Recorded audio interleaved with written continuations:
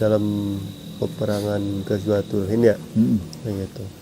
Itu yang ada nggak cerita dari Muhammad Qasim itu bahwa Rasulullah SAW itu hadir. Nah itu hadir secara nyata atau secara goib kayak gitu ya? Gitu. Begini, Ghazwah ini itu kan artinya perang yang diikuti oleh baginda Nabi Muhammad SAW kan.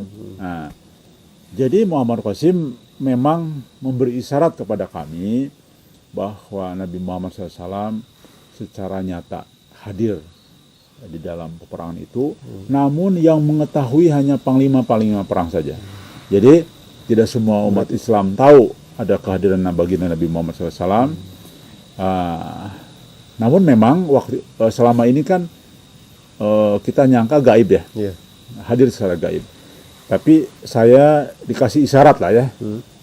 Mungkin saya salah pengertian atau apa, tetapi kami ini yang hadir waktu itu diskusi punya keyakinan bahwa Muhammad Qasim menjelaskan kepada kami hadir secara fisik, terlihat, lihat nyata, dan itu hanya diketahui oleh para komandan, para pimpinannya pada saat terjadi perang Ghazwah. Ada lagi yang unik. Di dalam salah satu mimpinya Muhammad Qasim mengatakan yang membunuhnya itu iblis. Jadi ketika pada saat itu terjadi pencabutan nyawa serempak ya, kalau tidak salah itu setelah terjadi pencabutan nyawa serempak yang dialami oleh umat Islam walaupun punya keimanan sebiji sawi ya. Nah itu yang tersisa kalau tidak salah ada Muhammad Qasim ya sebagai seorang mukmin ya muslim, yang tersisa kan orang-orang yang ingkar kepada Allah.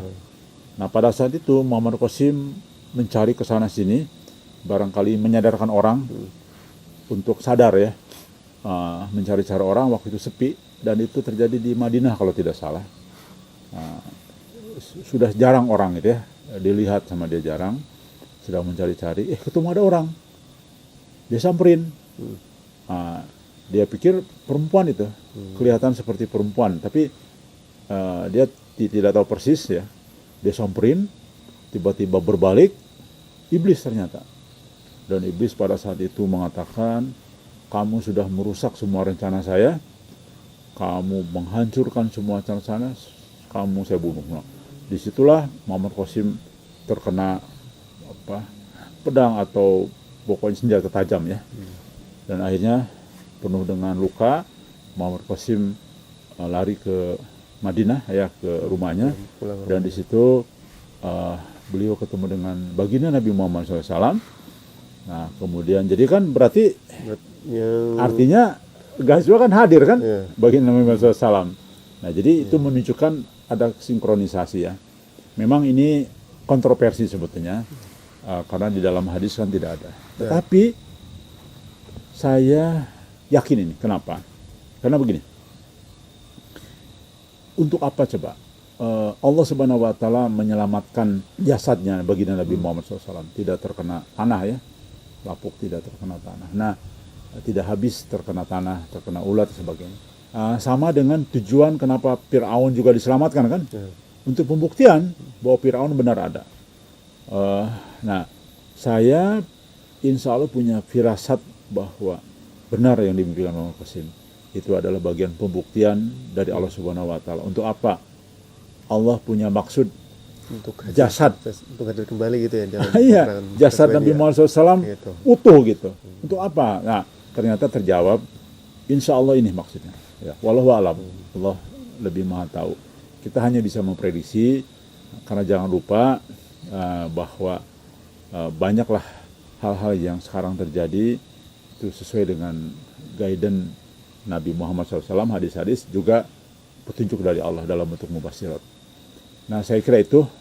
Kemudian ada juga yang bertanya, kalau begitu kan umat Islam tidak ada lagi, kan dicabut nyawa serempak.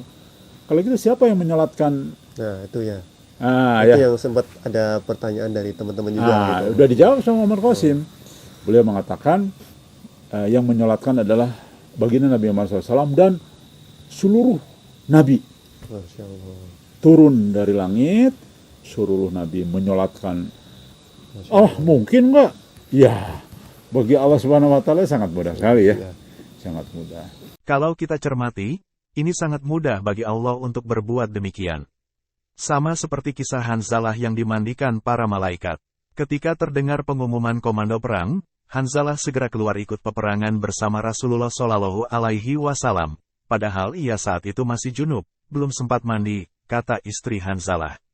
Sebab hal itulah, berdasarkan kisah Rasulullah Shallallahu Alaihi Wasallam, Hanzalah dimandikan langsung oleh malaikat. Ia pun termasuk golongan orang-orang yang syahid. Apabila Allah berkehendak, saat Muhammad Qasim meninggal nanti, yang mengurus dan mensolatkan jasadnya adalah Rasulullah Shallallahu Alaihi Wasallam dan para nabi yang turun dari langit. Wallahu alam bis shawab.